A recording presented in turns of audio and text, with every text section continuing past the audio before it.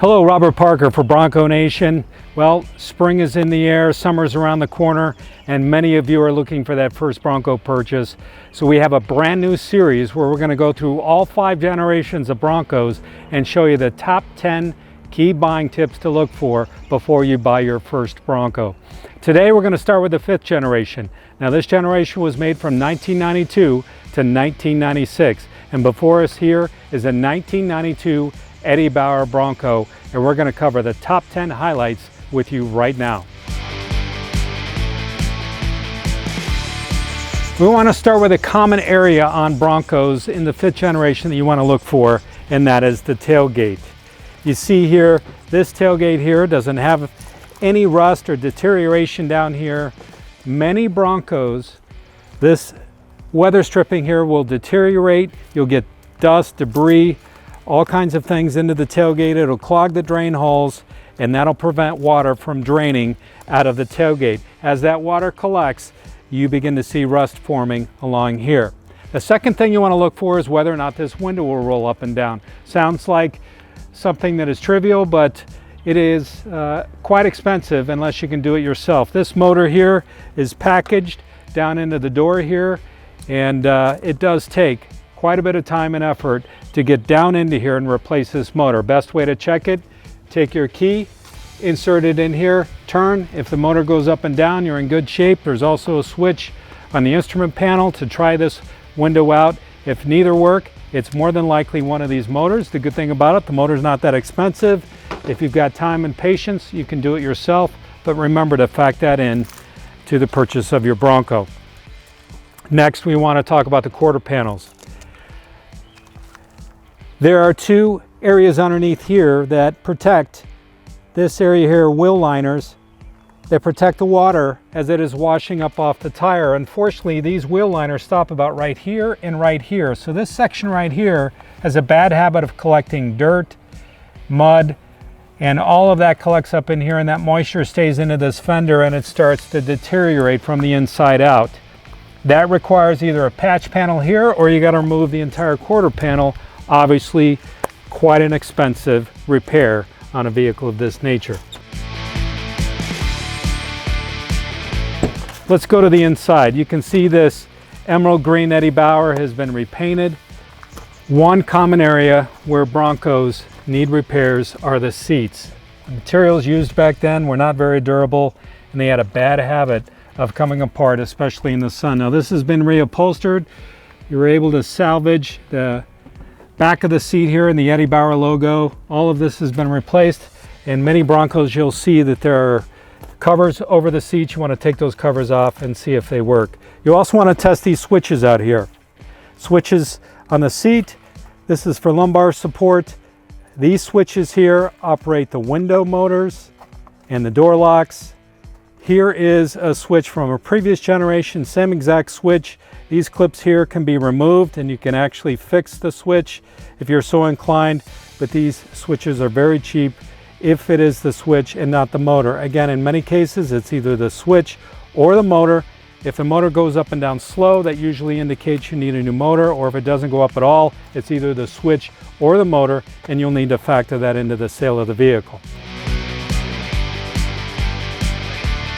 Moving through our list here, another common issue for Gen 5 Broncos are warning lights.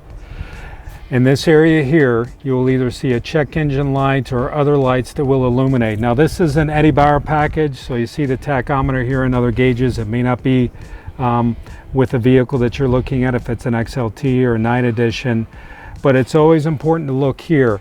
Another common issue here, this is when Ford went to a digital odometer, and the numbers that would appear here if I had the key turned on, sometimes that will fail, but the computer chip inside of here will store the miles, and you can take it to a speedometer shop and they will rebuild it. The only problem that you have is you may not know the amount of miles on the vehicle. Assume that it is probably pretty high. Okay, next we're going to talk about the paint and engine. You can open the engine with the hood release right here. And on our way to the engine bay, I want to talk a little bit about paint. Now in the late 80s and early 90s, Ford had some challenges related to paint, let's just call it. Many Broncos, especially of this era, will have issues on the vertical surfaces and horizontal surfaces, especially in this rollover here and on the hood and roof of the vehicle. You need to factor that into consideration as well. When I purchased this vehicle, the sides looked beautiful, but the horizontal surfaces looked terrible. Unfortunately, they were not able to match the paint, so I had to get the entire vehicle repainted. Now under the hood. This vehicle is equipped, as I mentioned earlier, with the EEC4 system. That's the electronic engine controls. And over here is the plug. So if you're so inclined, you can either take it to a parts store or repair shop. They'll plug into it. I bought this tester online for about $30. You can plug in to here, simply turn the key on, and those fault codes that you saw on the dash will be shown here as to what the issue is. And then you can take those codes and look online, dissect those codes, and determine if the problem is serious or something that can be repaired very easily.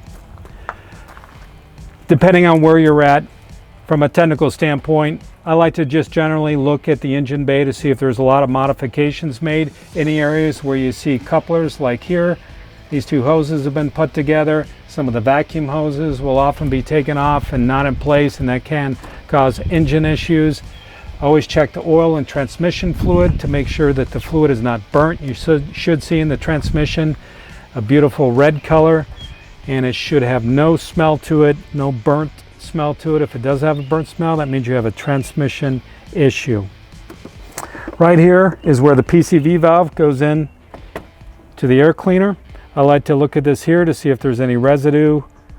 If there's a milky looking substance here, that usually means that you've got some pretty serious problems under the hood, or at a minimum, the engine was not taken care of. This is the air box. The filter's underneath here. It does take some tools to take it apart. So that is something I'll leave to your own discretion. Always good. You want to make sure the engine's cool before you fire it. To check the radiator coolant. You can also check in here in the overflow to see the color of the fluid. You see here, it looks brand new. So that means, or could mean, that the vehicle was maintained. But underneath the hood, you're looking for signs that it is stock and not modified. Hopefully somebody's taking care of it.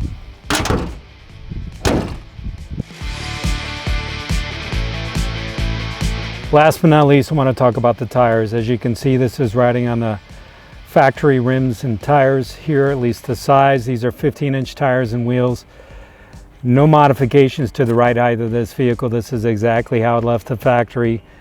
This was engineered at this ride height, and you need to keep that into consideration. Many people will lift these vehicles up. I know they look better. They'll add wider profile tires, but just keep in mind that the steering, the braking, all of the safety related features on this vehicle were put into place at this ride height and at this design height. So I always caution people, if you're going to lift the vehicle, you need to keep these things into consideration. Well, those are just a few of the key buying tips for 5th generation Broncos. Be sure to check out our blog at thebronconation.com for additional buying techniques for 5th generation Bronco. And in addition, we'll be adding videos for Gen 1, 2, 3, and 4 to our blog here soon. And we hope to see you on the road in your new 5th generation or whatever Bronco you can find. Have a great summer.